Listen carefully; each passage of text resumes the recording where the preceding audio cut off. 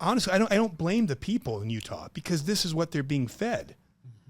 So to me, this is why I have a problem. And then with KSL, the Deseret News pushing out this propaganda, and then you have the church, who's right when it's time for primaries, putting out the parents' toolkit for disagreeing better. Basically campaigning for him. 100% campaigning. So we have a massive culture problem in Utah. And to me, yes, okay, I see the church. But I look at Deseret News, I look at the KSL and say, this is a very deep problem. This is much deeper than the fraud itself that goes on. And why do they do that? Why does the church news come out with this big disagree better campaign, right? The week of, and there were a lot of people that called them out, Paul Cousins down in Cedar City said, hey, this is the person and this is who you need to call. And I talked to her and they're apologizing. It's like apologizing. It's like, why would you do that in the first place? At what point do people who are supposed to have the highest ethics check themselves and say, we're not doing that. Of course we wouldn't run a disagree better ad the week of the primary election. Of course we wouldn't do that, but they do it because they have convinced themselves. I always call Utah a bandwagon state. People would rather be wrong than be out of step with their neighbors, and we are very much a bandwagon state. We are the beehive state after all. We've been bred and trained to be someone obedient. the other day called it the behave state. And we have a neutrality problem. The church has a neutrality problem. The GOP has a neutrality problem. Perfect example. All the smear campaigns against Stags. They didn't see it so much because Cox didn't really do much in terms of campaigning to begin with. Yeah. But one of the main fundraisers for the GOP, the National Committeemen, giving $20,000+ to a PAC running smear campaigns against Trent Staggs. Where's the neutrality there? There's no neutrality in media. There's no neutrality in the church. And now there's new neutrality in the GOP leadership. And yet we are the ones spreading disinformation. We are the dangerous ones because we're spreading disinformation. All we're doing is telling the truth. All we're doing is asking for the truth. Elections would be so easy to check. It's like, and again, I ran 3 bills 3 separate times. It got down to just like the tiniest one little bit of external independent review, tiniest little review. It gets $500,000 worth of billboards up and down I-15. We're the gold standard of elections instead of just and articles in the paper that Phil Lyman is playing a very dangerous game and Steve Christiansen and election deniers, and then the ridicule that comes after it. I don't know if you noticed this morning on Twitter, somebody pointed it out. You can tell the bots are out because they're new accounts. They've got weird names, and all of them are saying, I used to really believe in the caucus system, but after seeing what happened here, I think we need to get rid of it completely. And it's across the board. It's like, who pays for that? That doesn't come free. There's a big check that pays for a bot attack. And if people think this is organic, if they think that we're the source of the misinformation, that's part of the misinformation is saying, look at what these guys are spreading misinformation while they're over paying bots to go out and try to tear down the caucus system.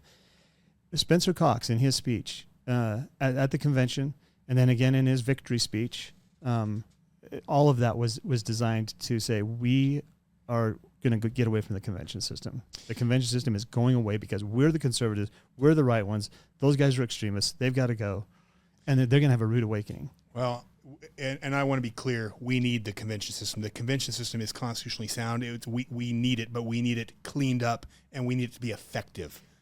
So when you have a party that's not, taking proper care and custody of the convention system, then it becomes a huge betrayal. And I don't disagree with you there. Then in this last convention, there was some things that's like this could have been done much more smoothly, so it wasn't quite as painful for the delegates. But even there, you were there too. 11:40, 18 hours of it. 11:45 at night, and people. It's like, okay, this is a room full of patriots. These people are here. A third of them had left, but you didn't have the fair weather soldiers there. These people were there and they were singing songs, and I thought, maybe we should have a 3-day convention and do all the voting at the end of it to see who sticks around, who really cares about us. That's something. You get rid of the rhinos. Something's got to. So to me, actually, the biggest problem is the culture. Yes, we have a people problem. And so I think as we look at how do we fix this, we cannot ignore culture. The elite understand culture. That is why, starting in the 50s and 60s, they invested in the universities. They invested in Hollywood. They invested in the musicians. They invested in the schools. They invested in getting control of the news. He who tells the stories rules the world still. They invested in propaganda. And the right has done absolutely nothing to counter that nationally. Or locally. And locally, propaganda is real. Anyone who doesn't understand propaganda it doesn't think we are being bombarded by propaganda in America. It has no idea what's actually happening. And propaganda in Utah is very effective.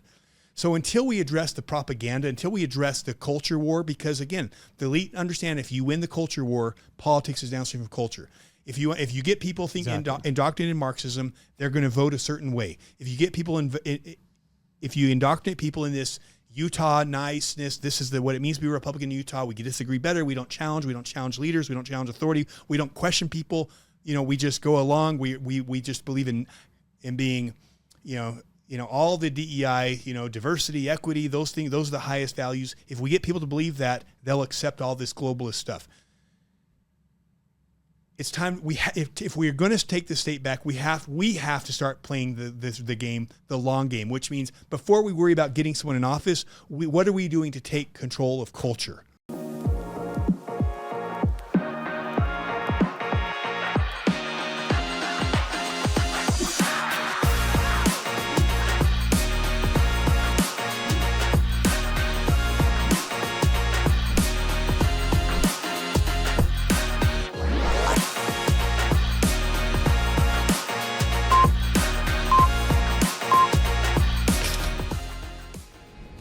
And what's up, Utah? Welcome back to We Are the People Radio. It's your host, Jason Preston, with, again, my beautiful bride, Alexia. Top of the evening, baby. You're not going to ask me how I'm doing? No, I already know how you're doing. You're doing amazing today. No, I'm doing pissed off. Oh. All right. I guess I should always ask, not assume. Why are you pissed off? I know why you're pissed off. Why am I pissed off? Because we just had elections and we lost again. Yeah, I mean, I'm not surprised, but right. I'm not pissed off because we knew this was going to happen. Yeah, and we're going to talk about that because we got our butts handed to us, and again we're going to get into it because we've been bombarded by emails, texts, DMs from you guys. Everyone's feeling like, do we leave the state? All hope is lost, and it's like no. You know what? We lost a battle, and it was a battle we knew we were going to lose. Because we've been losing the same battle year after year since SB 54 got put into place. It was an effort to stop grassroots because of the upset of Mike Lee from never happening again. They've been very successful. So I was prepared for that loss, but I'm excited because it's a new chapter, and now comes the counterattack because we're not done, and the conservatives aren't done. We're not going anywhere, and it's always darkest before dawn. Yeah, and I think it's going to get darker. Yeah, we got some fighting to do, but we have honestly. There's nobody I would rather have on this show right now than someone who has been absolutely incredible. You talk about the grassroots. You talk about conservatives. You talk about what the elite in Utah fear most. They fear someone who will come in and buck the system, go in and expose the corruption from within. They're okay letting people in who will sit by and just kind of like lay low and just dissent in the way they vote as long as they're not ruffling feathers. And in Utah, we had a dark horse, a phenomenal person run for office. You all already know who it is. He was built one of the biggest grassroots movements. Probably the biggest I would say a bigger grassroots movement than Mike Lee had even when Mike Lee ran for Senate. So it's the biggest grassroots movement the state's possibly potentially ever had. And I will tell you, if you ask me, you take away mail-in voting, even having mail-in voting, there's so many questions in the air. To me, we have, who I believe the rightful governor sitting with us here today. You want to welcome the man who needs no introduction? No, not yet. Oh. How can they find this? Why we see she's so good. Please. Obviously, you can find us on Rumble, We Are the People UT, or obviously YouTube, We Are the People Utah, social media. But what we are asking everybody, please go to the website, sign up there for the newsletter. Why? Because if you saw what came out again yesterday, which again, this will be probably a few days out, but the Supreme Court ruling which said is giving the government the ability to censor content On social media. on social media. And the World Economic Forum recently came out, I'm going to put the article right here, saying the biggest threat to the world ahead of war is misinformation. Folks, they fear this. They've been able to control the mainstream media. They control CNN. They control Fox. We obviously know they control KSL and Deseret News, and it's not the elite out in the world control. It is the Utah elite that control KSL and Deseret News. And they've been able to control the narrative, keep the people asleep, keep the people not paying attention, distracted with hockey. But what they can't control is regular people like us. They can't control you on social media. They sure can't control Phil Lyman on social media. So they will shut this down. And when they shut it down, we're not going anywhere. So please be subscribed to the newsletter so no matter what they shut down, we can get the content to you. And this is brought to you by J&M Steel. These guys came through big. We're fighting back. We are taking down KSL. I'm just telling you that. We are going to take these guys on. And one of the things we need to do that is we need more public awareness. We're going to get billboards out. You're going to see those in the month of July. And we have J&M Steel coming in saying, you know what, we're going to help you get this information out. So thank you, J&M Steel. And anyone else who wants to help with that mission, you can go email us at info@wearethepeople.com. Org. Jeez. Yes. Email us at wearethepeople.org. Info. Yes. And enough been said. Let's freaking go. Well, I guess the cat's out of the bag who we have with us. Oh, I did it, dude. The one and only. The one and only. We're still going to call you Governor. Governor Phil Lyman. Well, it's always fun to be on the show. You guys are amazing. And you've been doing amazing things lately. I watch every episode. It seems like you're bringing the truth and you're bringing the passion, and people are waking up. We sure try. And I should also say, even though she's not on camera, we also have your incredible wife, Jody Lyman, here with us too. And she is incredible. Behind every good man is a woman keeping that man together. Amen. Can I get an amen, Phil? Amen. I probably say this too often, but I met Jody in the 8th grade. I've been trying to impress her ever since. And I found out she doesn't like cowards. She wants people to go out and get stuff done. And one of these days, I'll come home and she'll say, "Good job," but it hasn't happened yet. So. Well, we think you're doing a terrific job, and Jody's amazing too. No, she's phenomenal, and she's a good grandma and good mom, and yeah. She'll have to teach me a few things about being a grandma now. Yes, congratulations. By the way, how is Riker? He's doing great. Yeah, thank you. And thank you for everyone who's put prayers out for our new grandson. Beautiful. He had a very rough start, but.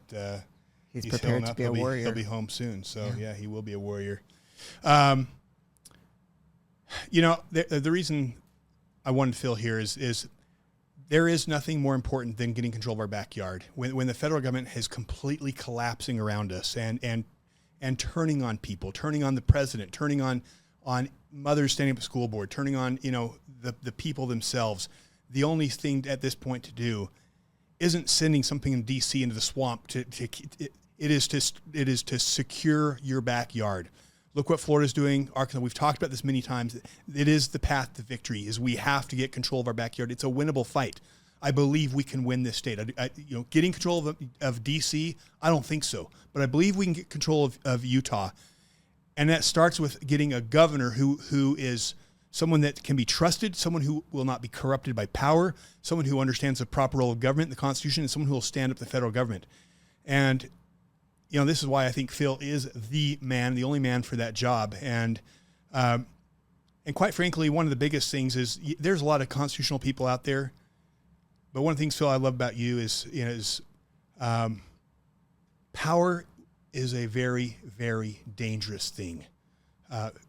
George Washington, the founding fathers were very afraid of it. And one of the things I love about George Washington is he was one of the few leaders in this country and this world who was not corrupted by it. One of the reasons I stand behind Phil is I believe Phil is the type of person who has already proven in his time in the House that not to be corrupted by power. And I believe he is the type of person who will be loyal to truth at any cost and not be one of these people who gets corrupted by the power. So, I still stand behind him. And the fact of the matter is, we will not rest till Spencer Cox is out. He is a threat to our Constitution. He's a threat to our state. He's a threat to our children, and we cannot have him destroy the state. And I don't know a better person to replace him than Phil. So whatever that means in this fight, and there were this counterattack, which is, I believe, where we are now. I stand behind Phil in that. So, again, welcome to the show. Thanks, Jason. It's good to be here. And yeah, I'm sure there's many people that could do more and better than I could do, but it did dawn on me, on this path at some point that whatever course I've been down, and it is a little bit of a unique path, and it was some good preparation, and being in the legislature, being a county commissioner, being a CPA, just the family dynamic that I've got. I've got some insights into what it means to be free, and I value that way above, billionaire hockey companies or Olympics or any of that stuff. I think the American dream for me really is a mom and a dad with kids that like each other and can afford to go on a vacation and make their house payment, and that's becoming really the American dream, the Utah dream, because people just think about it. And to have a single family home right now for young kids coming out of college, it's almost impossible. It's almost impossible. Shouldn't be. Well, folks, so just I want you to know what we're going to be covering today. We are going to get into what happened at the elections. Again, it was a disaster, and we're going to talk about why. We wanted to break down what is the problems here, because one of the things we're not going to do is go and repeat the same problem over and over again and get the same result. And we have to learn from our mistakes this time, because we should have learned 15 years ago. I guess it's not been that long since that's to be 54. But but before we get into that, I do want, since we have you here,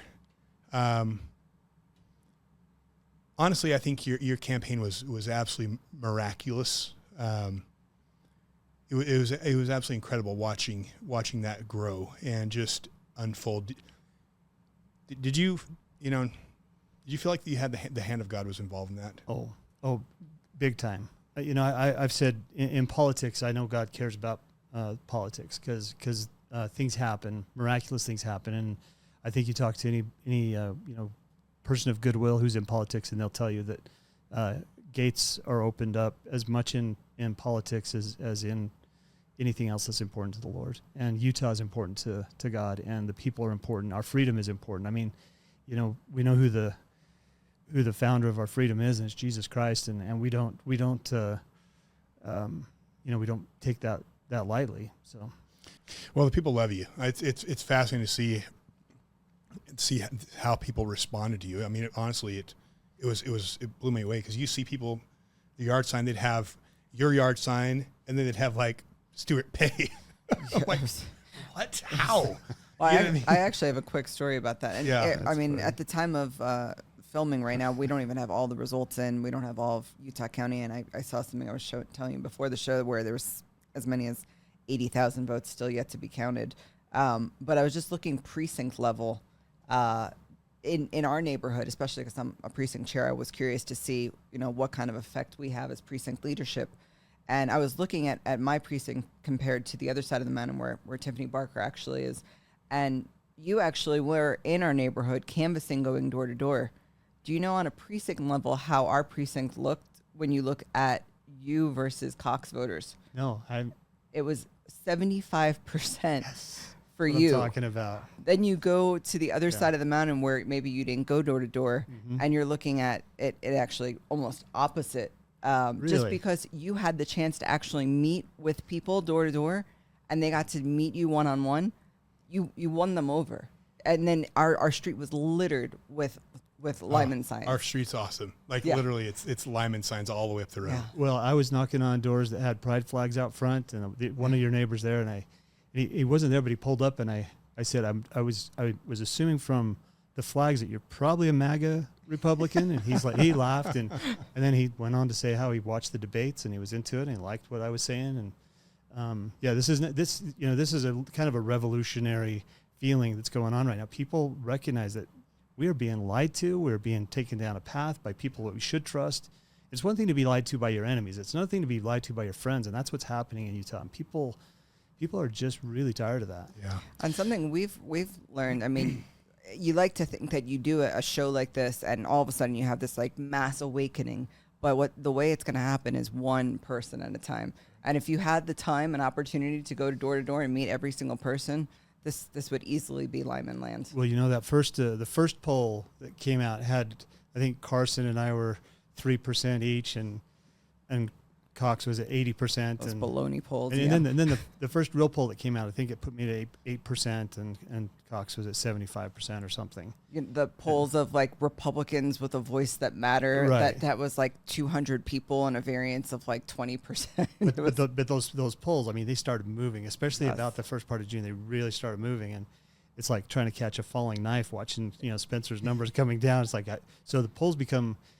To me, I put a lot of weight in polls, and I watch and I read about it, and always looking for what I can, what good things I can pull out of them. But what I saw there's a lot of momentum, and my momentum was going this way, and Spencer's was going this way, and by my calculations, we were going to cross, and I was going to be ahead, and there were poll numbers that support that. They look a lot like the votes that have come in since election night. He started out with a 40,000 vote lead, and now he's got a 39,000 vote lead. It's like slowly like chipping away at that, and then it's just amazing. Well, I want to talk about your race, Alexi. Why don't you give us a quick rundown of a high level rundown of what happened, and then let's talk about Phil's race, and then let's talk about how do we fix the problem? What is the problem, and how do we fix it? Well, as of today, and I'm still watching actually live updates with these Me numbers. too. That's why I've got my laptop here. These numbers are shifting. It almost seems hourly, because with mail-in ballots, with counties still counting.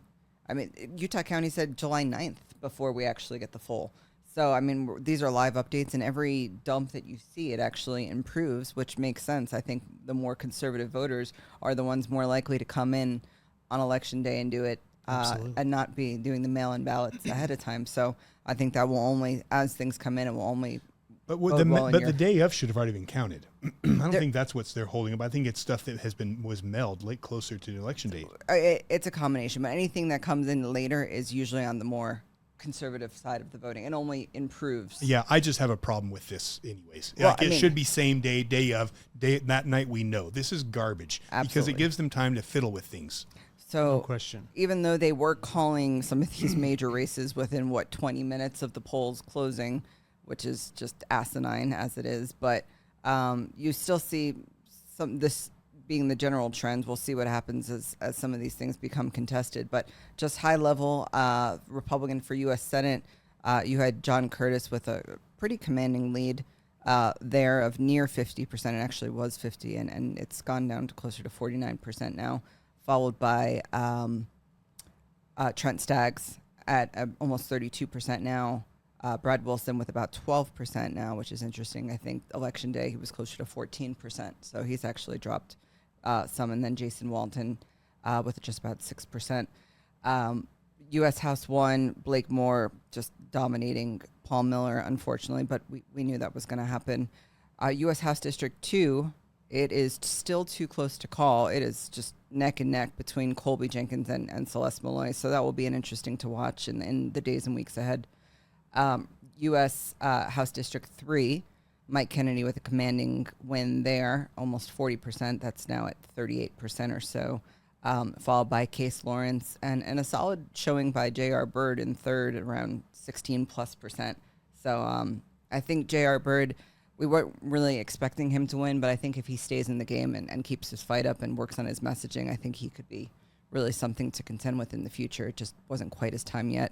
And Mike Kennedy, happy to see a conservative win, but, we'll be keeping an eye on you and would like to see you really deliver once you get to D.C. I got thoughts on that, but we'll keep This bringing it is up later maybe. Another I think you gave plenty of your thoughts on the last show on Mike Kennedy. And then, of course, the governor race, like Phil said, on election night, what was it, 41% to, I mean, it's getting chipped. On my race? On your race, yeah. Now you're closer to 45%. Yeah, it's basically 60-40 when they called it. And in the victory speech that followed, by 8:45, Governor Cox said, these numbers won't change. This will be pretty much where it holds throughout. It's like, you don't know. Yeah. There's a quarter of the votes cast. You don't know what's, but it's all just I got messaging. A problem with that. I got a problem with that too. Yeah. They already had all their PR out. The AP was already putting papers out. They called Curtis's race first because I think he had such a commanding lead. And then yours shortly after. I think it was just a few minutes later. But this was all within 20 minutes of polls closing. Yeah. So it was pre-written and pre-scripted for sure. Yeah, the Republican Governors Association had a big banner that they put up like immediately. It's like, oh, well, maybe they had one with my picture on it too, ready to go. I doubt it. Doubt it. I'd like to think how many votes are still out, not counted in Utah County? As of this morning, I saw something that said there were 80,000 that were still to be cast. So counted. So it would be an interesting one to watch. Doesn't make any sense. And they didn't drop any votes yesterday at all. Utah County didn't come out with anything. Today they did drop 14,000. So meaning reported on those. And meanwhile, what's come out in the media right now? You've got an article from let me see if I can find it here. I did also hear yesterday, this was yesterday, that 42,000 ballots in Salt Lake County arrived by mail alone yesterday, and likely 50,000 Republican ballots to count. This was as of yesterday. They added 17,000 to the tally. The percentage didn't change for a lot of things, but 17,000 is not that much. So I know Salt Lake County still has a lot still to count. I haven't gotten an update today, but that was as of yesterday. Okay. I would assume.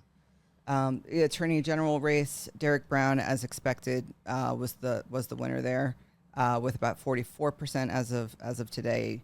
It was relatively close to Rachel Terry with close to 33%, and Frank Mylar with close to 23%.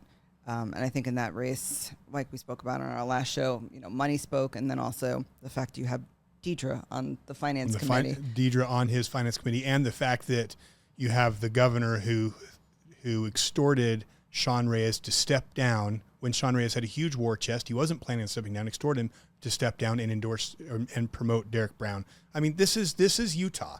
And all right, Phil, because I want to get into some of the problems in Utah and why we keep losing every one of these races. But before I do that, what were your biggest concerns with what's going on with our elections here? Well, I worry that there's some cheating going on. I mean, I'll just use the word. Someone asked me, do you think there was cheating in the 2020 election? I said that's the wrong question. It's like, how many ways did they cheat in the 2020 election? And when we're talking about the national election, going from the Steele dossier to the media to all these things, and so whatever they can do, they will do, and just the media alone. In Utah, the media does not report. I was trying to get some information on the signatures. I said, well, there's a criminal investigation apparently taking place in Washington County related to Don Ipson's signatures.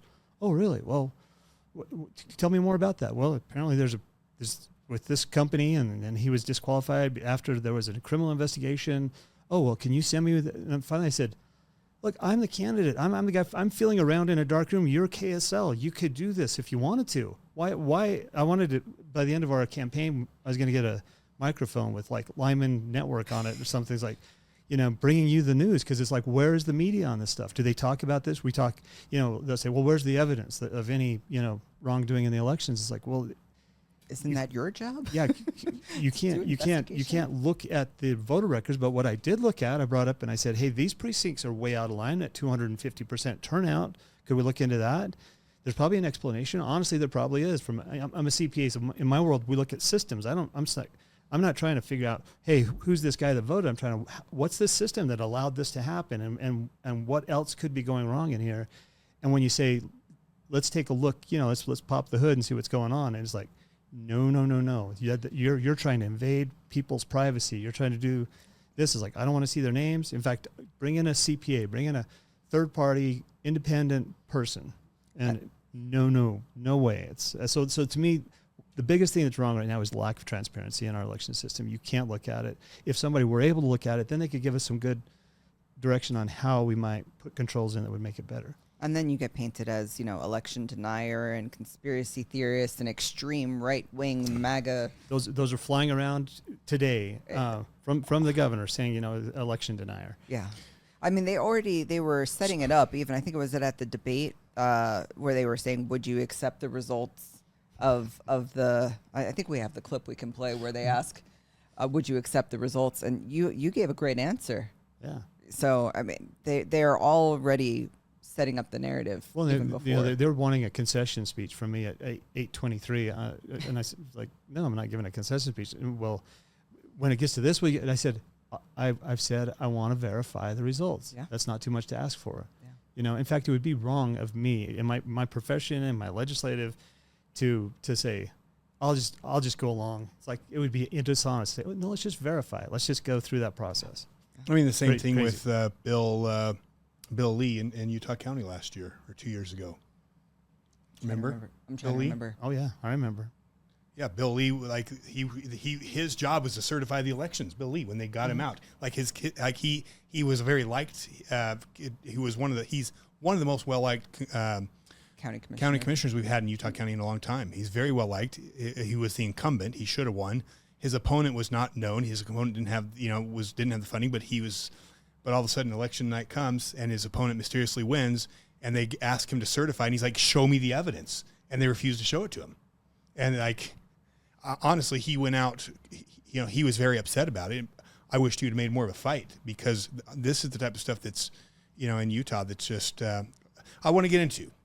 So I've kind of identified, when you look at what is happening in this state, there's a massive problem when, as I said, what year was SB 54 passed? 2014. Okay.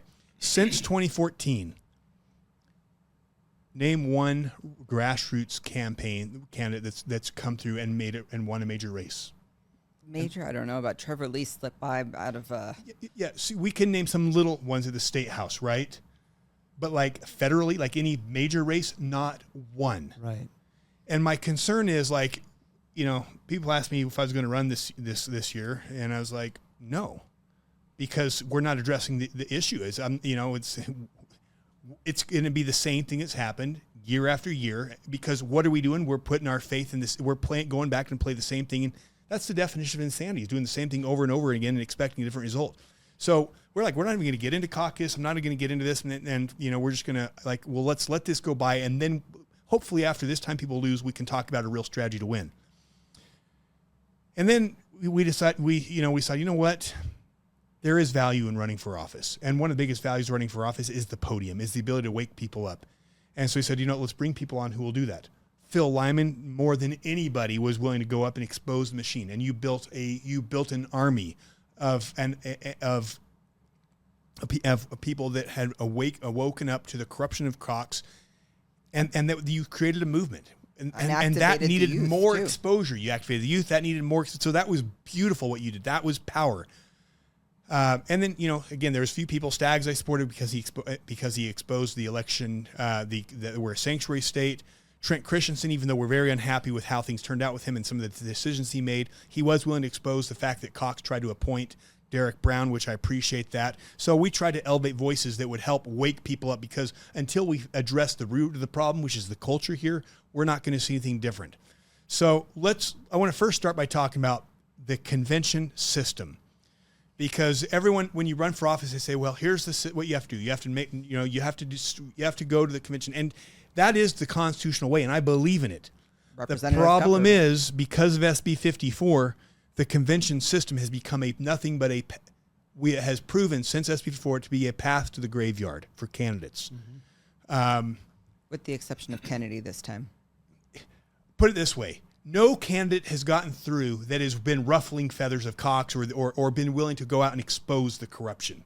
Some of these guys get through who will go in and kind of lay low and vote the right way. But if they're standing up to the machine, nobody's gotten through. And nobody got through this year, other than maybe school board, Rod Board. No one got through the state level that has been standing up and exposing the machine. Well, and I'll go a step further. I tried to encourage people in our neighborhood, not just our immediate neighborhood, but the greater Lehigh area. And I posted out recommendations and even the flyers that the counties did with the convention nominees. And people would respond back, thank you for telling me who not to vote for. Right. Because we now know who are what our extremist neighbors are voting for. So it's totally discredited the system. So let's talk about the problems with where the GOP is right now with convention. First off, the convention is only as effective as the delegates themselves. Well, what do we know about Utah? first off, we find out Democrats have been infiltrating and becoming delegates. So you have a section of the delegates who are Democrat activists who are getting in there trying to switch us over. This is my first Republican caucus. I have gone to all the Democratic caucuses for the last few years, but I'm registered now as a Republican because I feel like in Utah it's the only way to have a voice. So here I am. Is that right now we're in a time of uncertainty. You have a lot of unaffiliated voters, voters from other parties that are looking to these gubernatorial candidates for leadership and for answers. So they're coming in to make to make their voice heard, that they want to see police reform, they want to see the issues around systemic discrimination addressed, and I'm certainly pushing hard to get every minority in Utah to participate in this primary by going to vote.utah.gov. Okay. You've been mentioning that a lot lately. What does it mean? Are you, first of all, a registered Republican now? So March you can vote 6th, in the primary? Democrats have lost every single race for governor since 1980. And when you keep doing it again and again and again and again, there's something wrong with you. I'm a proud Democrat. I registered as a Republican. I'm going to have a say on who's going to be the candidate.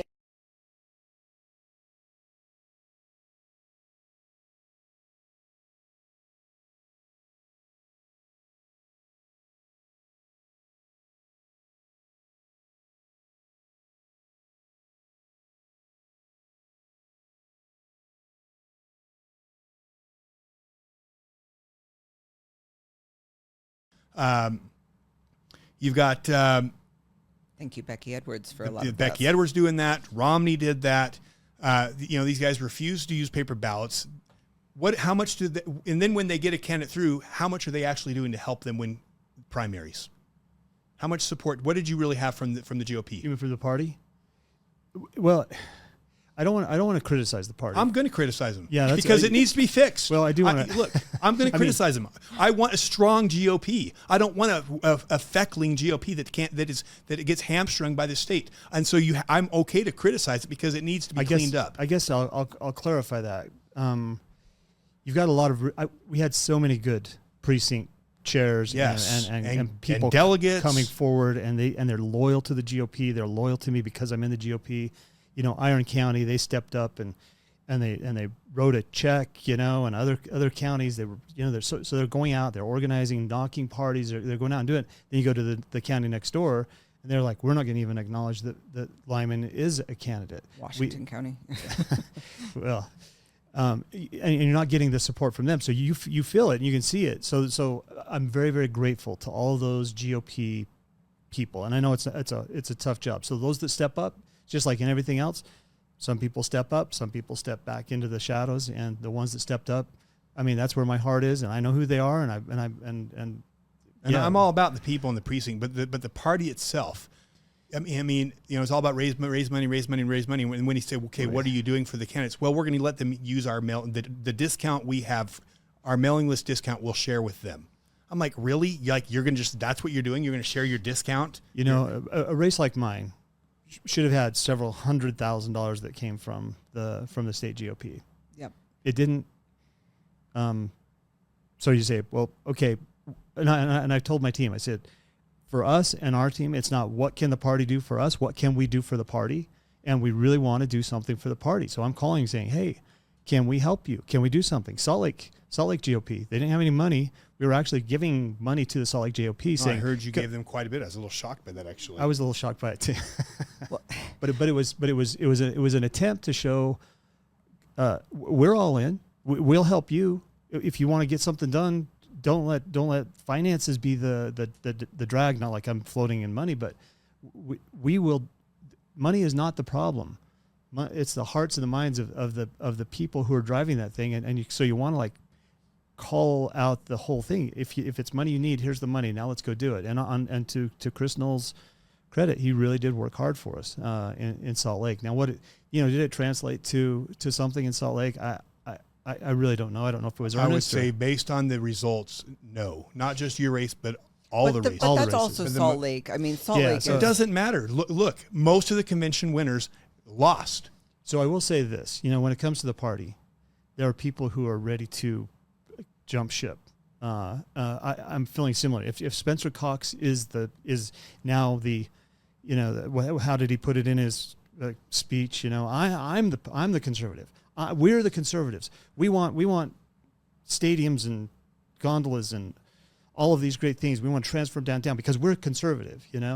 And if he's the face of the conservative, then it's time for a revolution. It's time for a revolution of the Republican Party. Yeah. And I don't know what that looks like, whether they shift to libertarians, whether they shift to something else, or whether they, coalesce and overthrow the leadership. But it is, a mutiny is not the wrong term here, because you got people who are fed up with the guy that's driving the ship. And Well, Cox said it in his in his speech. What a victory speech. His concession Utah speech for you. Utah Republicans are different than the rest of Republicans. Can we actually play that clip? Yes. Our Republican Party is different in Utah. Many Republicans will vote for Trump, and that's okay because that's the nominee, right? But I think what we've shown is, again, we're different. We do care about our neighbors still, and we should. We shouldn't put our political identities first. We are Utahns first. We are Utah Jazz fans first. We're now hockey fans. We're a whole bunch of other things before that, and I think it shows. And by the way, I think we're the last bastion of hope for the rest of the country when it comes to a republicanism that is inspirational, that is forward-thinking, that cares about solving problems. Yeah, we are the one state that had a higher percentage of voters for Nikki Haley than any other state in the country. We are the moderates. We are moderate Republicans. So we'll play the clip here. But I've got a problem there. But going back to the GOP and the convention process, here's the challenge. And this is what people need to remember before we say, okay, let's play this let's do this same thing again over and over again. Your candidate says, okay, I'm gonna go and I'm gonna play by the rules. I'm gonna not get signatures. I'm gonna focus on the delegates. Here's what's going on. This is not a race to win convention. This is a race to win primary. Primary is the end goal, not convention. Convention is a pathway to primary. It should be. It should be, and it's supposed to be the only way. It is the GOP, the Republican Party, which is a private organization.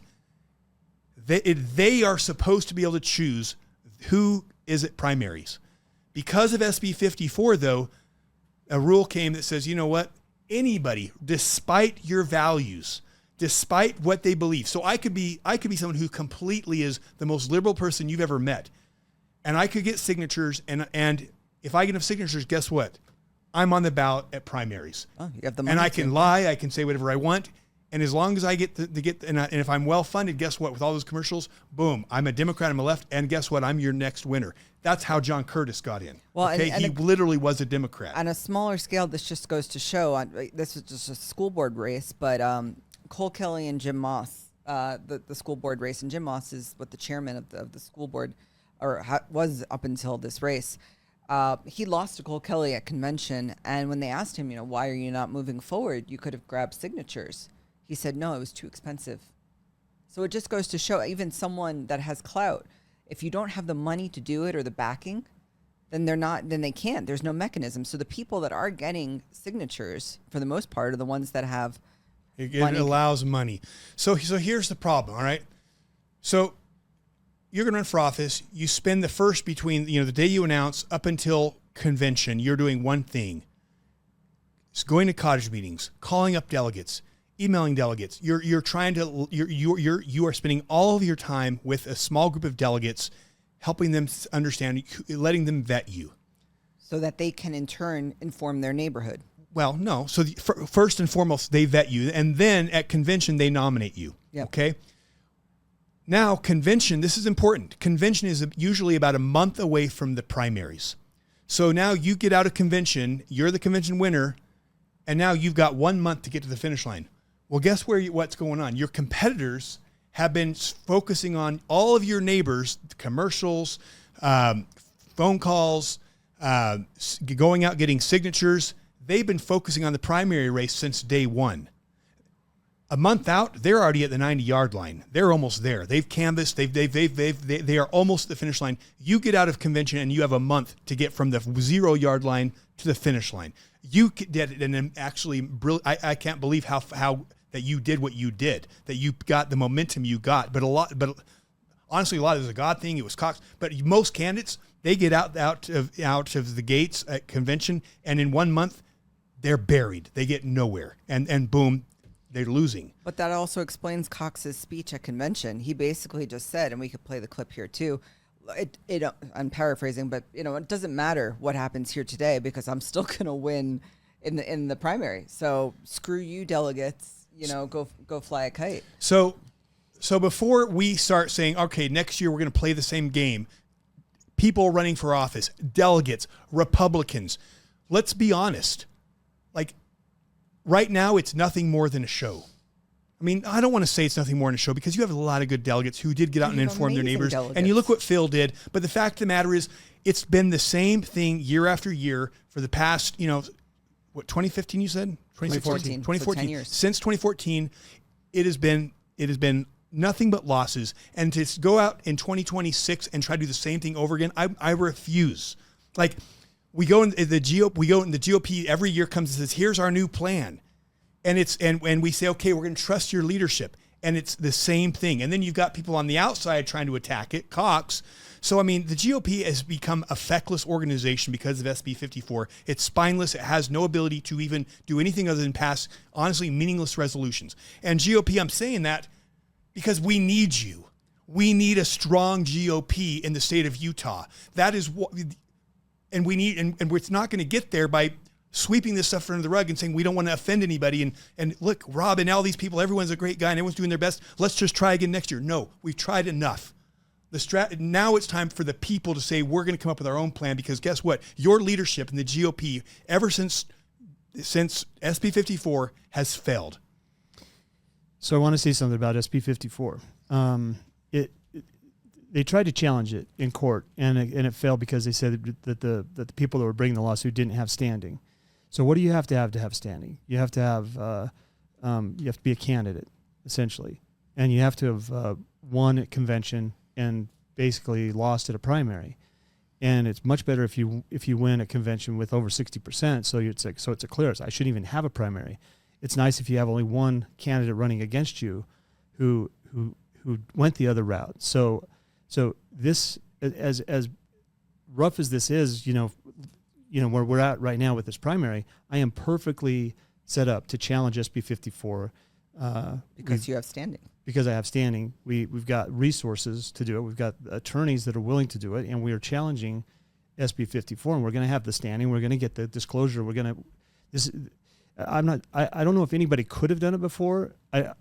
Not very many people fall uniquely qualified to challenge SB 54 as my campaign does. Wow. And Trent's there, right there with me. Yeah. Trent Staggs, yeah. The difference with him is he's not running against just somebody else. He's got 4 other people, in that race. So his is a little bit watered down. But mine, and the closer we get on these numbers, and they keep dumping, and we're like this close to being at 45%.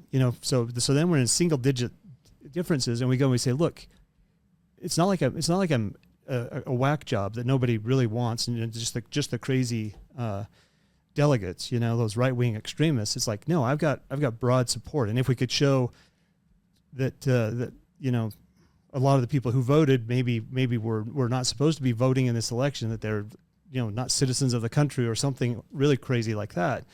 Those are the types of things we want to dig into. I want to verify these records, and we're going to challenge SB 54, and it's going to be an important challenge. The other thing we're doing is challenging the signatures for those people who gathered signatures under SB 54, which also ties directly to this to say, look, if you're going to gather signatures, you have to at least prove it. You can't just say, oh, we got them. Especially when you oversee your own elections. Exactly. That's ridiculous. So all of these things, it's like this. There's never been like a more perfect challenge of the signatures under SB 54, SB 54 itself, and we're going for it. There's one other thing too, and I want to interrupt, but isn't there?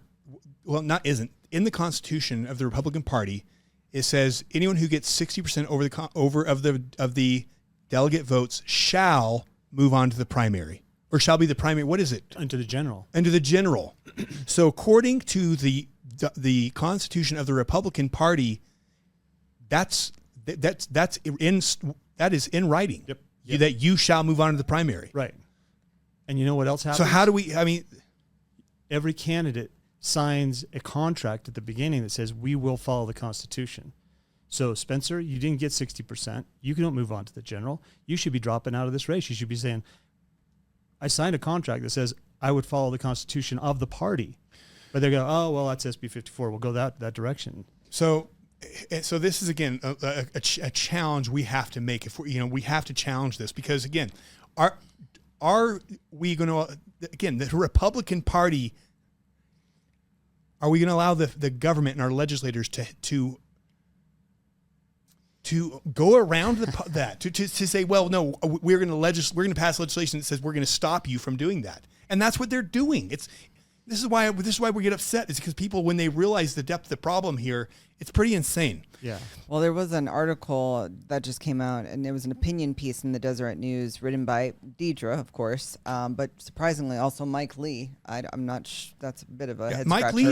Mike Lee has not been strong on election integrity. In fact, he is one that will not call out election, that will not admit that there was election fraud in 2020. Which honestly, I've been a little disappointed in Mike Lee on that, and I think they've had a lot of reps and senators that have had some major leverage held over them after January 6th to abide and say, we're going to go along with this story. We're not going to challenge it. And I got a problem with that, because truth is more important than, I don't know what leverage is there. Because there's no question there was fraud in 2020. There's always been fraud since the beginning of time. Yeah. No, it's really So concerning. you want to talk about this article? Because I mean, it was a really frustrating article, but it was talking about what we were just talking about the state constitution and what state law trumps other forms of law and obviously the Constitution as a whole. But I just don't know how much credence we can give to this article as an opinion piece. But It was from a couple of years ago. This is Deseret News today, or this was. Oh no, you're right. This is 2022. Okay, I'm 2022. sorry.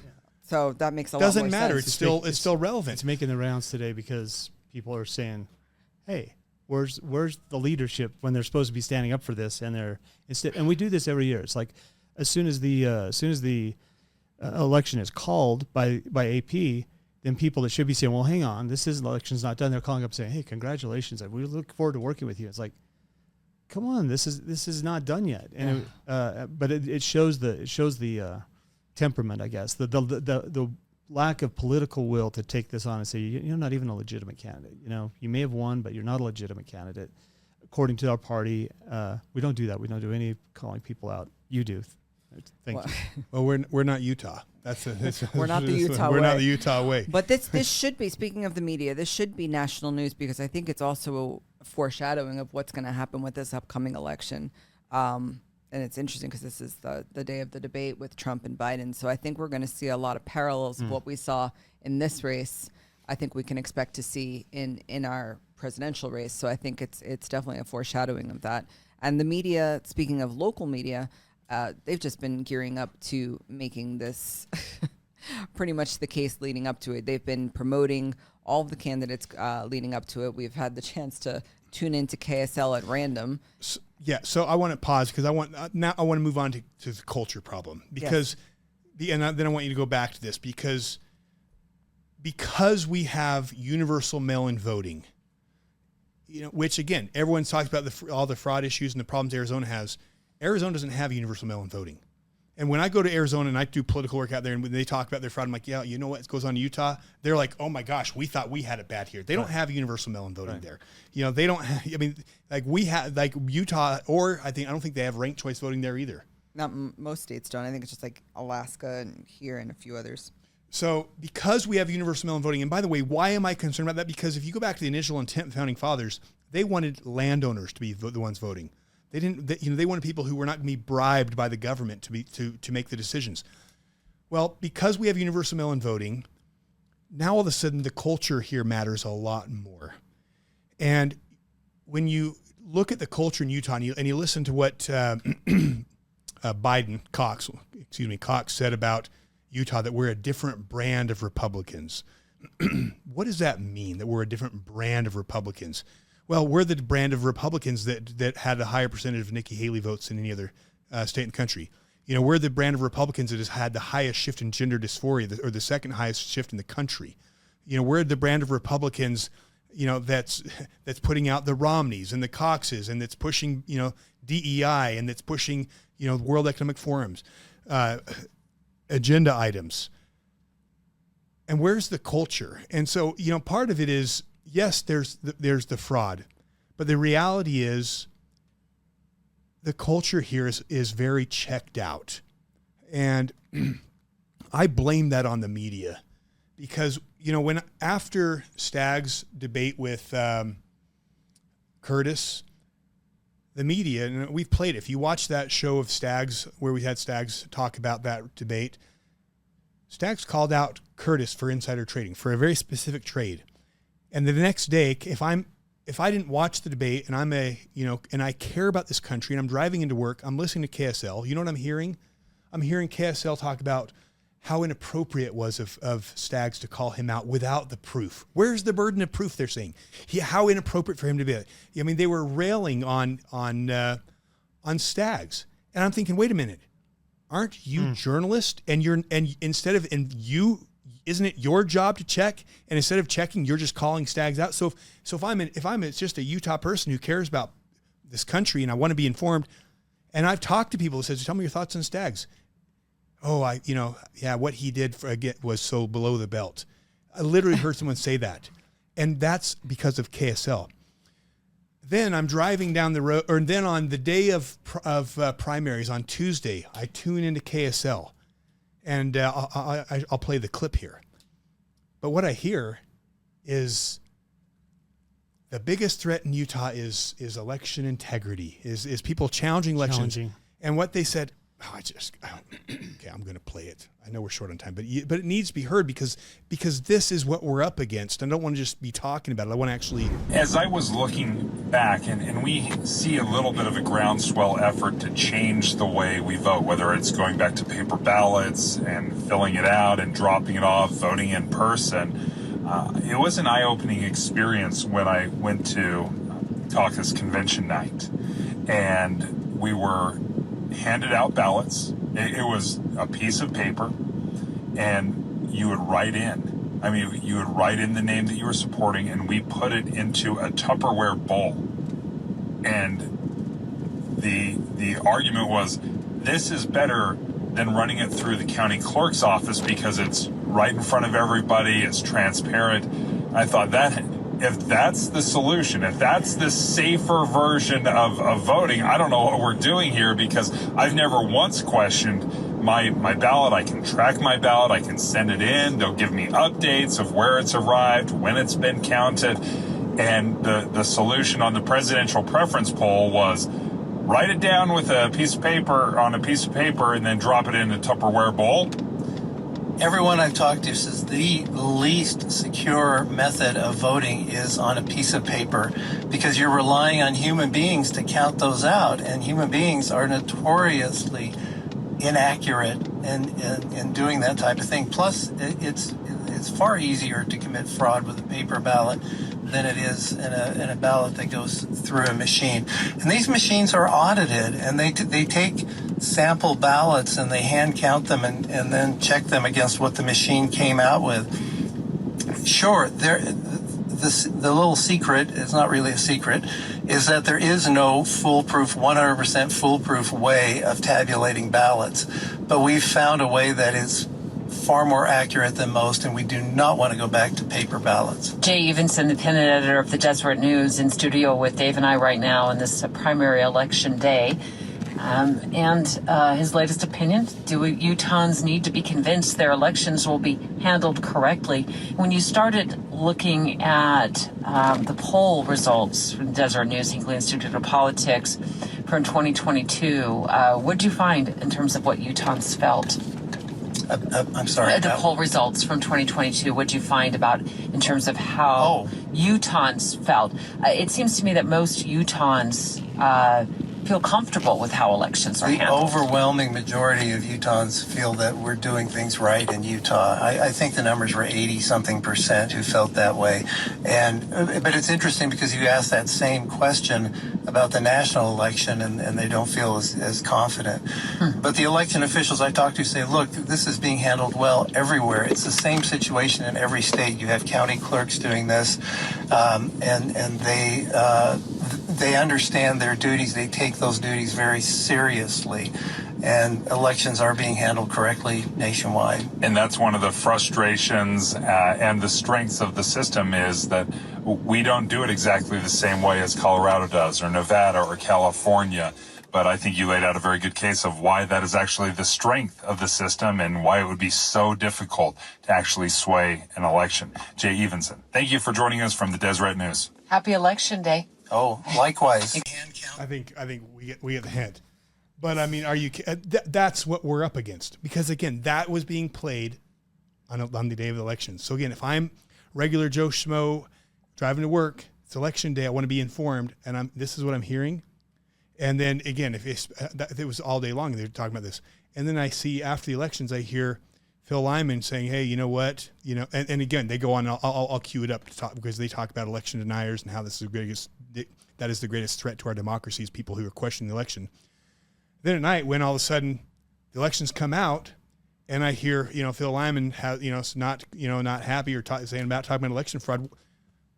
Can you blame me for thinking that this guy's dangerous? Honestly, I don't blame the people in Utah, because this is what they're being fed. So to me, this is why I have a problem. And then with KSL, the Deseret News, pushing out this propaganda, and then you have the church, who's right when it's time for primaries, putting out the parents' toolkit for disagreeing better. Basically campaigning for him. 100% campaigning. So we have a massive culture problem in Utah. And to me, yes, okay, I see the church. But I look at Deseret News, I look at the KSL and say, this is a very deep problem. This is much deeper than the fraud itself that goes on. And why do they do that? Why does the church news come out with this big disagree better campaign, right? The week of, and there were a lot of people that called him out, Paul Cousins down in Cedar City said, "Hey, this is the person, and this is who you need to call." And I talked to her, and they're apologizing. It's like apologizing. It's like, why would you do that in the first place? At what point do people who are supposed to have the highest ethics check themselves and say, "We're not doing that"? Of course, we wouldn't run a disagree better ad the week of the primary election. Of course, we wouldn't do that, but they do it because they have convinced themselves. I always call Utah a bandwagon state. People would rather be wrong than be out of step with their neighbors, and we are very much a bandwagon state. We are the beehive state, after all. We've been bred and trained to be. Someone the other day called it the behave state. And we have a neutrality problem. The church has a neutrality problem. The GOP has a neutrality problem. Perfect example. All the smear campaigns against Stags. They didn't see it so much because Cox didn't really do much in terms of campaigning to begin with. Yeah. But one of the main fundraisers for the GOP, the National Committeemen, giving $20,000+ to a PAC running smear campaigns against Trent Staggs. Where's the neutrality there? There's no neutrality in media. There's no neutrality in the church. And now there's new neutrality in the GOP leadership. And yet we are the ones spreading disinformation. We are the dangerous ones because we're spreading disinformation. All we're doing is telling the truth. All we're doing is asking for the truth. Elections would be so easy to check. It's like, and again, I ran 3 bills 3 separate times. It got down to just like the tiniest one little bit of external independent review, tiniest little review. It gets $500,000 worth of billboards up and down I-15. We're the gold standard of elections. Instead of just and articles in the paper that Phil Lyman is playing a very dangerous game, and Steve Christiansen and election deniers, and then the ridicule that comes after it. I don't know if you noticed this morning on Twitter, somebody pointed it out. You can tell the bots are out because they're new accounts.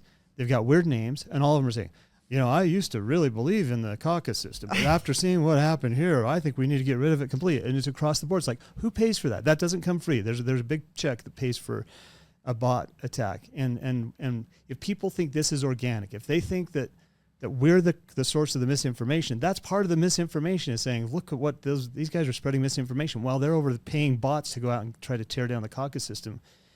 Spencer Cox, in his speech at the convention, and then again in his victory speech, all of that was designed to say, we are going to get away from the convention system. The convention system is going away because we're the conservatives, we're the right ones. Those guys are extremists. They've got to go.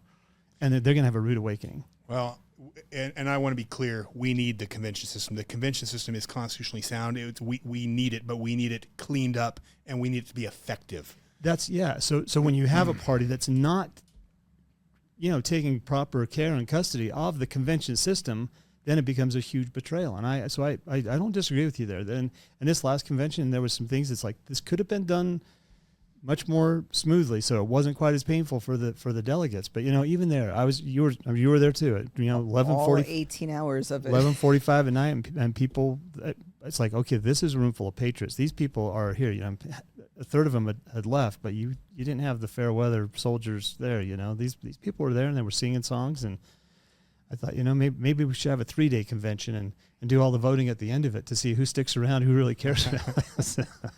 That's something. You get rid of the rhinos. Something's got to. So to me, actually, the biggest problem is the culture. Yes, we have a people problem. And so I think people, as we look at how do we fix this, we cannot ignore culture. The elite understand culture. That is why, starting in the 50s and 60s, they invested in the universities. They invested in Hollywood. They invested in the musicians. They invested in the schools. They invested in getting control of the news. He who tells the stories rules the world still. They invested in propaganda. And the right has done absolutely nothing to counter that nationally. Or locally. And locally, propaganda is real. Anyone who doesn't understand propaganda it doesn't think we are being bombarded by propaganda in America. It has no idea what's actually happening. And propaganda in Utah is very effective. So until we address the propaganda, until we address the culture war, because again, the elite understand if you win the culture war, politics is downstream of culture. If you get people thinking indoctrinated in Marxism, they're going to vote a certain way. If you get people if you indoctrinate people in this Utah niceness, this is what it means to be a Republican in Utah. We can disagree better. We don't challenge leaders. We don't challenge authority. We don't question people. We just go along. We just believe in being, all the DEI, diversity, equity, those things, those are the highest values. If we get people to believe that, they'll accept all this globalist stuff. It's time if we're going to take the state back, we have to start playing the game, the long game, which means before we worry about getting someone in office, what are we doing to take control of culture? And you did a great job on that in your campaign, Natural and Organically. Eric Moutsos and a lot of these people with social media, we have been. That's why we're invested in social media. Investing in these is we have to win that. We have to win the cultural game. And there is a countercultural movement happening anyways. People are sick of this garbage. There's a lot of these people who are looking, and we need to grow that countercultural movement. Okay, so culture. Convention and the GOP is a mess and needs to be cleaned up. Now let's talk about elections, the election and voting issues. We addressed SB 54. Let's talk about the other problem, the fact that we have no separation of power, meaning no more. Utah is one of the few states that got rid of the Secretary of State, and their job was to oversee elections. They were nominated and held accountable by the people. So if you didn't like who was holding your elections, you could remove them. Utah got rid of that and said, we're going to make it something appointed by the governor, i.e. a lieutenant governor. What's the problem with that? The lieutenant governor and the governor are on the same ticket. It's not a separate ticket. So putting the lieutenant governor in charge of elections is basically putting the governor in charge of his own election. And the Secretary of State theoretically would be in charge of their own election if all went that way. The difference is they're not the top executive in the state. They don't have the ability to throw billions of dollars at their crony friends, and that's what you've got in Utah. Well, and then you have when the governor goes out and gets signatures, and the opponents say or the people say, "Hey, can we verify that?" And then the governor says no.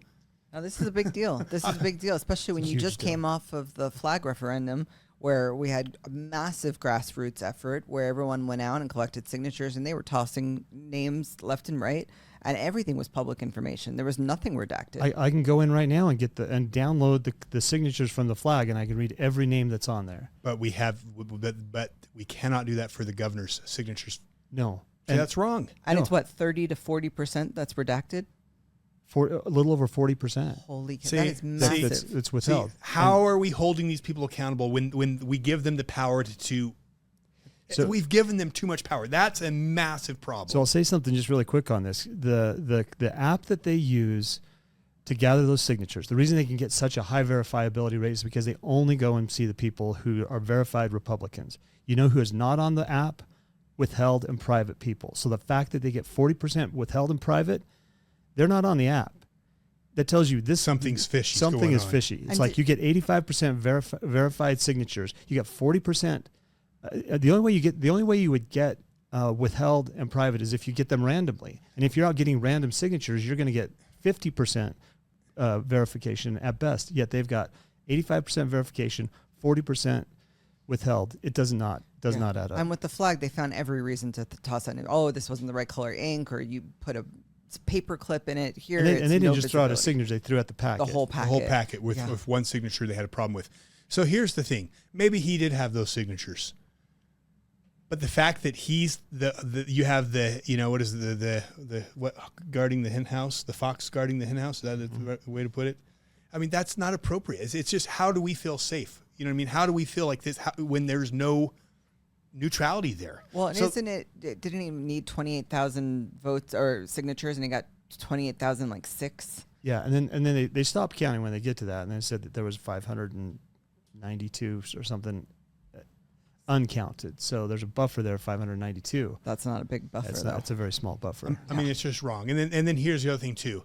You have the lieutenant governor literally on Derek Brown's finance committee. You have the person overseeing elections on a candidate's finance committee. Fingers and everything. I mean, that's why when people said, who's going to win the AG race? I'm like, oh, I don't know, guys. Happens that the lieutenant governor who oversees the elections happens to be on the finance committee for Derek Brown. I don't know who's going to win that one. Also, the same guy that Cox wanted to extorted Sean Reyes to step down so that he could get him in. So is it a wonder that he won? Of course not. So again, we shouldn't have to ask these things. That's what the Constitution does. It separates powers. It gives us balanced power. And Utah, we are consolidating power at every level.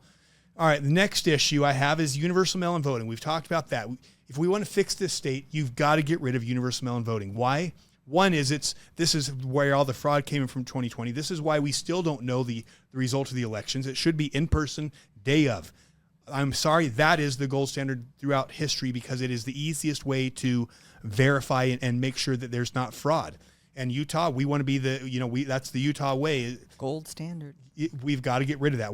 Again, why? Because when you have a system of SB 54, where you get these people like John Curtis with millions of dollars coming in from these dark money coming in from these climate activists to make sure he's in, and you see his commercials literally every few minutes saying, again, polling to say exactly what they know the people want to hear. And these people maybe or maybe not watching KSL, but they're surely not the average low information voter actually vetting these people or watching this show. It's, again, you're setting this state up for big money to rule it. And clearly, look, based on this election and who's won, that is when, again, let's look at Staggs, endorsed by Trump. Let's look at John Curtis. You've got the Trump's son coming out and saying, please don't elect Curtis. He's another Mitt Romney. Who does Utah elect? The Mitt Romney. So again, what red state does that? Like, what red state where Trump comes out and endorses someone and also his son comes out and says, whatever you don't do that, the red state votes for him. Yeah. This is why Utah is a different brand of Republican. And folks, if you see where we're going is this new brave new world of the fourth industrial revolution where everything, we're on the verge of shifting with AI. This is not the time to becoming the most progressive red state. It's time to slow down and stick to the Constitution, not push us into smart cities and DEI and trying to be in line with the World Economic Forum. But yet the human error is the one that we need to worry about with the According elections. to KSL, Yeah. we got to be aware of the human error. Now, we trust the machines. Yeah. It's such an easy fix to go to same day at the precinct, count at the precinct, in person, voter ID.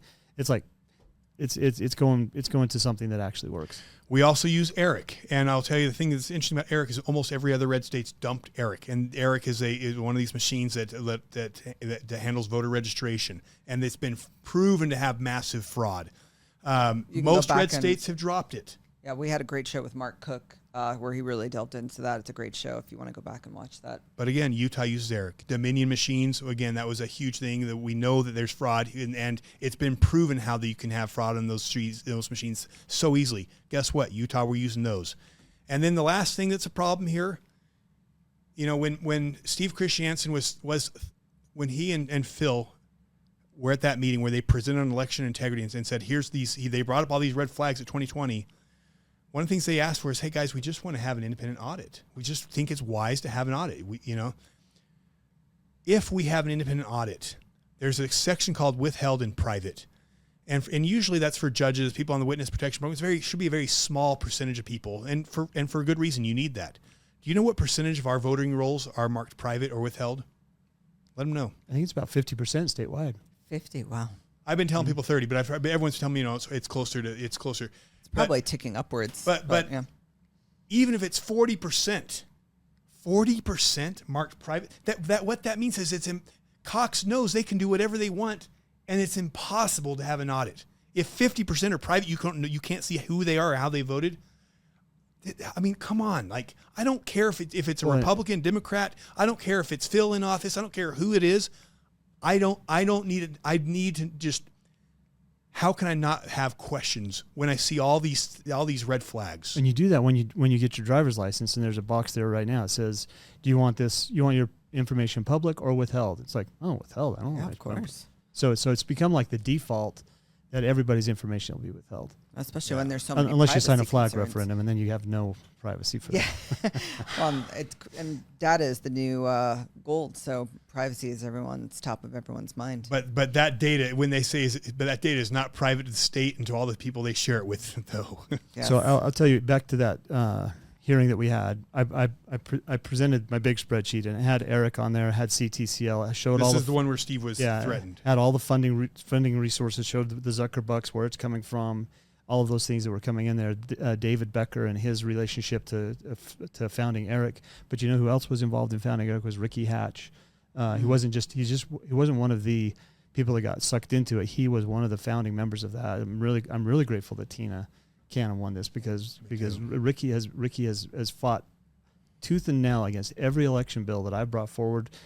Sits next to the lieutenant governor and defends what he should be as a clerk should be, saying, hey, let's take a look at this. Let's have an audit. He's a CPA of all things. And it's one of those betrayals. It's like, dude, you got to step up on this. You got to stand up for election integrity. You got to stand up for audits. You got to stand up for your own profession. The assurance services, that CPAs do. It really is. That is the solution to our elections.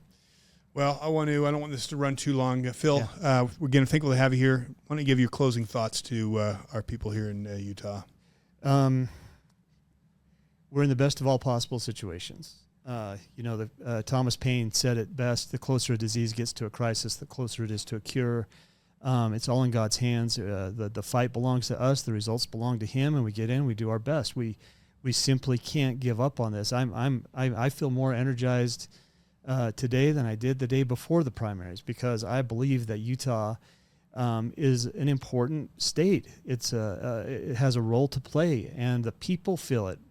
I'm not trying to motivate them to do something. They motivate me to do what I do, and this primary election, it's winding up, but it's not over. We're going to verify the elections. We're going to verify the signatures. We're going to keep pushing. Doing all those things that make us, a pariah to the establishment, which is what we should be. But we are a friend of the people, and that's what we want. We want the hearts and the minds of the people of Utah to recognize that they've got a friend, that they've got friends in Jason and Alexia. They've got friends in the Patriot groups. They've got friends who understand, and we're not going away. We're just not. We owe it to our kids to stand up. We've got to do it. That's right. So we'll follow the lawsuits closely. So we'll keep everyone updated on that. But what else is next? Do you plan on doing a write-in, or are we gonna wait to see what happens with the lawsuits? Probably wait to see what's going on here. And again, it's not so much about being the governor. It really is about, well, what are the people going to do? Where's the leadership? When I watched that victory speech of Cox, I watched his support going like this. He's like narrowing it down to pretty soon it's like the people in this room support me. Todd Weiler supports me. Outside this room, who cares? We're winning. We've got this. We're winning. It's like, well, what did you win? You won the governor's seat, but did you win the hearts and minds of the people? And no, you did the opposite of that. And at the end of the day, this is still America. It's still government by the people. So as much as the establishment tries to convince them otherwise, the people have the power, and they're going to flex their muscles. They're going to raise their children as free people. And I think the moms are going to step up again soon and tell the government to back off raising their kids. So anyway, it's a great thing. Thanks for everything you do. I really appreciate it. Oh, Alexia? We spoke a lot about all of the concerns in the state, and a lot of them were fraud somewhat related, but we're not alleging that something illegal happened, because I actually, there might be some really fishy business, but we're not alleging anything is illegal per se, because I think it's more election interference and a people problem. And I think what you've done with your campaign is you've woken up a lot of people, and that's the power of the grassroots. So I think we can overcome a lot of this by just waking up more people. And what we've created here is a groundswell of support for you, and a groundswell of people waking up that might have never paid attention to local politics, people that might have never voted before or had any type of political affiliation. So I think we can overcome this by highlighting the election interference and the inconsistencies that don't make sense, everything we outlined today. But I think the more that we wake up the people will stand up more, and we can overcome that here locally. And then that also will trickle out to the rest of the nation, because we're about to see some massive things in this country with it being a presidential election this year too. So this is a real foreshadowing of what's to come. But with We Are the People, meaning not our program, but all of us collectively as a state and as a nation, we can really overcome some of these inconsistencies and shine the light on what's really happening. I'm trying to find a quote here. Here it is. All governments, including the most tyrannical, can only rule for extended durations if they have the general support of the populace. Not only are those in power vastly outnumbered by not only are those in power vastly outnumbered by those over whom they rule, but governments rely on the subjugated populations to provide them with continual supply of resources and manpower. If one day enough people refuse to obey and stop surrendering their wealth and their property, their oppression would, in the words of La Boitite, become naked and undone as nothing, just as when the root receives no nourishment and the branch withers and dies. That's powerful.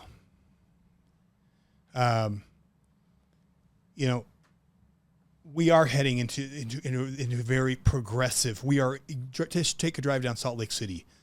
We are importing this Marxist revolution. The LGBT organization is a Marxist organization intent on doing one thing: colonizing America, taking it apart. We're importing the illegals. We're importing the homelessness is exploding through the roof. We're pushing toward digital ID. We're pushing toward digital currency. Every globalist agenda, we are pushing to destroy this state. And the media plays a very big role in it. It is to keep you asleep. It is to keep you feeling all is well in Zion, to keep you thinking you're living in Pleasantville. They're not reporting the crime. They're not reporting the fact that we're a sanctuary state. They're not reporting the things that the governor's doing. They're not talking about the digital ID and that we are trying to be the birthplace of the fourth industrial revolution. They want you asleep until it's too late. But, one thing that Jordan Peterson says that to me inspires me and Alexia, and I hope it'll inspire you to fight is this. He says, you'll know 1,000 people over the course of your life, and each of them knows 1,000, which puts you one person away from 1,000,000. And you cannot underestimate the power of your speech, the power that you have for change.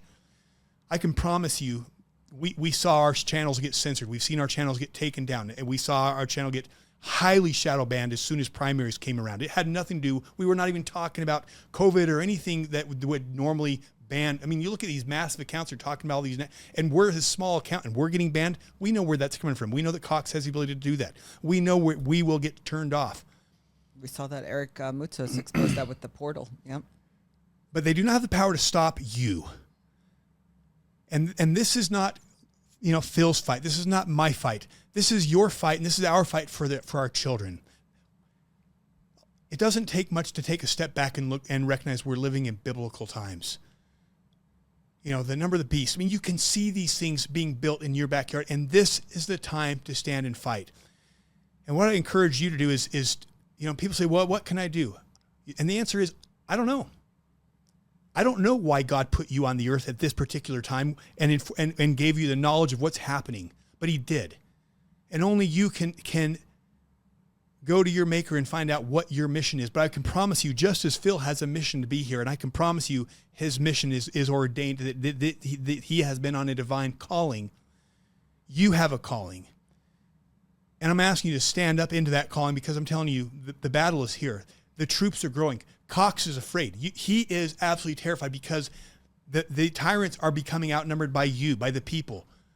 We have to spread this. We have to take on KSL. We have to wake up more people. And the good news is we know who wins. We win. The Constitution will be saved, and it's going to be because of people like you and Phil and Alexia and all the great people out there stand up and fulfill your divine mission. But you do have a mission, and I know many of you know it, and I'm going to ask you, step into that, because I'm telling you, yes, we got dealt a blow. We got let's call it lost a battle, and it's still playing out. But we lost a battle. But it's a battle I knew we would lose. But the counterattack is what's coming now. And I promise you, there is a counterattack. And I'm going to ask you, do not go back home and say it's over, it's time to lick our wounds, and let's wait for 2 more years. No, I'm asking you, stand up and let's keep fighting. Let's give every time you post comments, every time you're talking to your neighbors, you're dealing a counterattack to the establishment, and we need that to escalate. So we promise you, we will not back down. We will not stop. We are going to get billboards. We are going to get this message out. Phil's going to continue to fight. And all of you guys that ran, I talked to Jaybird. He says, I'm going to dig in. I'm going to fight harder than I fought before. And we talked to Jason Walton, who says he's going to fight harder. Those of you who ran for office, if you disappear for 2 years, you better never show your face next time election comes around. If you want to fight for freedom, the fight doesn't end because you're not a candidate.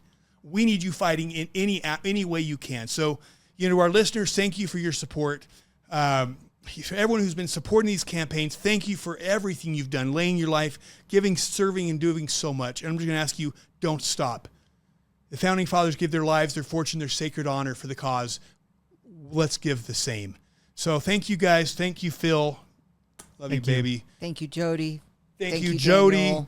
Daniel, the team that puts this all together and makes us look good. Or at least appear good. Smoke and mirrors. And smoke and mirrors. And you guys, you know what? Freaking let's go. We know we're going to win. So God bless you guys. God bless America. And God bless Utah. Amen. Amen.